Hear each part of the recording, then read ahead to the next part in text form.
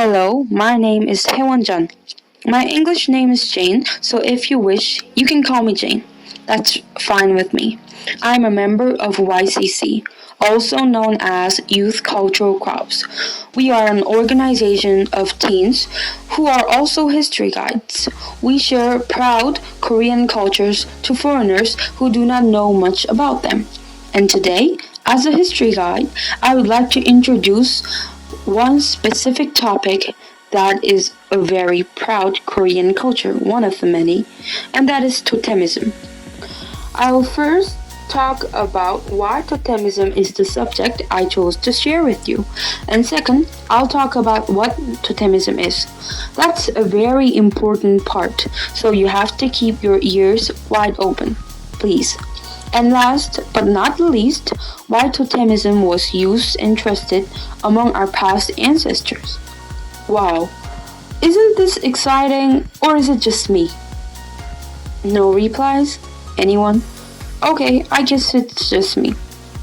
But if you get to know more about totemism, trust me, you will be hooked up in it and you would love to know more about Korea. So, let's start with our first topic. Why do I want to share this totemism with you? Because it is so much related to our history. To know about that country more, you have to know about that country's history. And so, when does that history start? We gotta find that out and try to learn more about that particular period. And to Korea, that particular period, the first foundation of Korea was Old Joseon. Old Joseon people believed in totemism a real lot. So if we know more about totemism, we get to learn about why they acted in some kind of situation and somehow their lifestyles too. So we have to learn about totemism. They'll explain everything about Old Joseon. Okay, so I'll turn instantly to topic 2. What is totemism? Totemism is kind of a symbol of a group of people who believe in a particular something. Heard the words, right? Okay, let's simply put it like this. We can say that they are a group of people who worship the same something. That something could be anything. But it was usually plants or animals, something from nature. The word totem comes from North American tribe called the Ojibwa. Totem is suspected to be a plant or maybe an animal the Ojibwa tribe believed. But there has been other opinions. Nowadays, scientists mention that the fact that our past ancestors lived in a big group of people all together. And to survive, they ate and used, and somehow worshipped nature. You see, that's totemism. The nature was usually plants and animals, so they say the term totem means a group of people who used to worship a type of plants and animals, and that is also social action. The first point of society, I guess. Now, I've just told you about what totemism is. Now, let's move on to why our ancestors might have needed totemism. Okay, it's because at that time, Old Joseon, there was of course no such thing as machine, gadgets, or even greenhouses. You know that. And so they couldn't rely on those techniques to help them. They needed nature to help them. They relied on luck. They relied on nature and weather. They preyed on getting enough rain, enough seed, enough folk of animals they could eat. Having no techniques those days, they relied on God. That's kind of, the simplest thing they could believe. So, that was the starting point of totemism. But first, you have to know that they didn't trust God. They believed in some kind of animal god and plants. If you just open the first chapter of how Korea's first ruler, King Dangun, was born, you will find out that the bear worshipping tribe and the sky god worshipping tribe united to make one bigger more group, and then had a baby child, which was he. Now, you get it, don't you? Totemism was kind of a seed that made a big tree, which was Korea's first country oath chosen. Well, this was my lecture, and I hope you'll get more interested and try to get more knowledge about Korean history. And I hope that because of my introduction of totemism, I'd be very satisfied if you said it was. Thank you. This was Jane. I had a wonderful time sharing what I had with you. Thank you.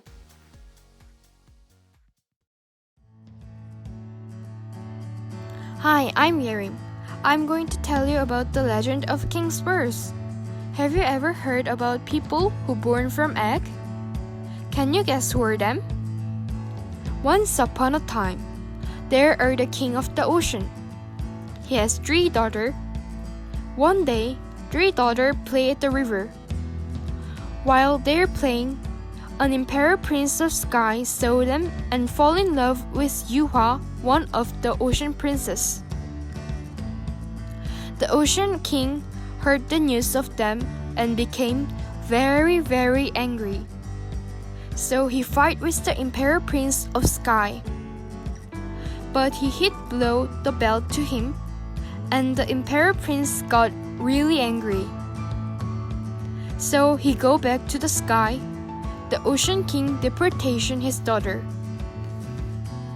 Later, the king of Puyo heard the news of them and take Yuhwa to his palace. Day after, the sunlight has lighted Yuhwa, and suddenly she gets pregnant. But she lay egg, and the king of Puyo thought it is odd and take away the egg from Yuhwa and put it in the pig pen, because he expects pigs will break egg. But all the pigs leave egg alone, so he put it in the forest. But also some animal leave it alone, and other brood it. Eventually, king returned the egg to Yuhwa, and the boy who born from the egg was very good at archery. So his name is Chumong, which means the man who is very good at archery. He has better talent than other prince. Other prince want to kill the Chumong, so Chumong ran away and established Goguryeo. When he ran away, he saw some river in front of him. So he talked like this: I'm the son of ocean princess. Suddenly, the turtles and fishes came up and he can cross the river. In the Shilla, leader of each village had a conference and all thought they need a king and make a new kingdom. So they go up to the mountain. They saw light in the well. When they go there, the white horse was brooding the egg. The man came out the egg. They named him Pakyokgose. Meanwhile, in other country, a dragon lay girl on his armpit. She was very beautiful, but she has beak. When they washed her, the beak was slipped down. She became the empress. She came to Shilla and married with Pakyokgose. In Kaya, 9 leader was ruling the country. One day, they heard some voice from sky. That voice said to 9 leaders to sing and dance on the mountain. So they sing and dance on the mountain. Then, golden box came from sky. They open it. There are 6 golden eggs in the box. They bring them to the palace. Suddenly, the eggs are hatched. 6 boy came out. The first boy was named Kim Suro, and he became the king of Kaya. And other became leader of each village. You can see this legend on the bell which found in the tomb of Kaya. Why there is such a story like this? It is because to emphasize this country is established by who is related with sky. So it means my country is best. Also, you can see that all of the story is like the boy born from the egg. Why they have to born in the egg? It is because they thought bird is connecting sky and the human world. Look at this picture. You can see some birds are on the top of the stick. It is patron saint of the village, and people believe it makes their wish come true. Like this, you can see why there is such a legend of the king. Thank you.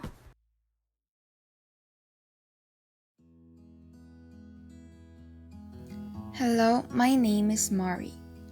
I'm going to talk about 12 animals that were used to call time and year in past Korea.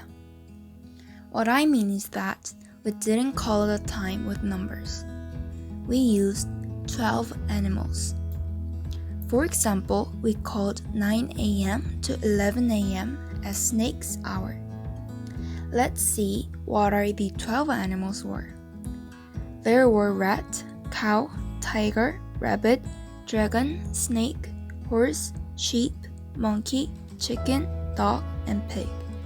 This order was chosen with the result of a race, which the god tried to give these animals some status. I told you that these 12 animals were used to call time and year. 11 p.m. to 1 a.m. is rat's hour because it's the time when rats get most active. 1 a.m. to 3 a.m. is cow's hour, which is the time for cow to get ready to work while chewing the cud.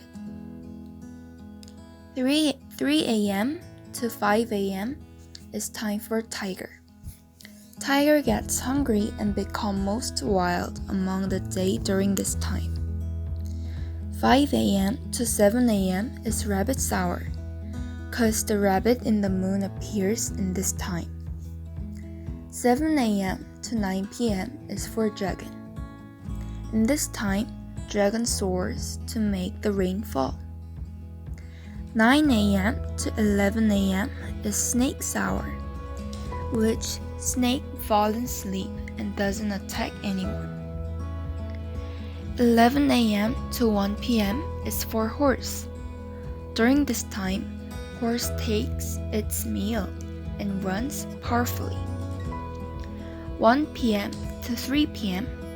is a sheep's hour. In this time, the grass which is eaten by sheep grow again. 3 p.m. to 5 p.m., which is monkey's hour, is the time when monkey cries the most in the day. 5 p.m. to 7 p.m. is a chicken's hour. It's the time for chicken, which is eating its feet, to go home. 7 p.m.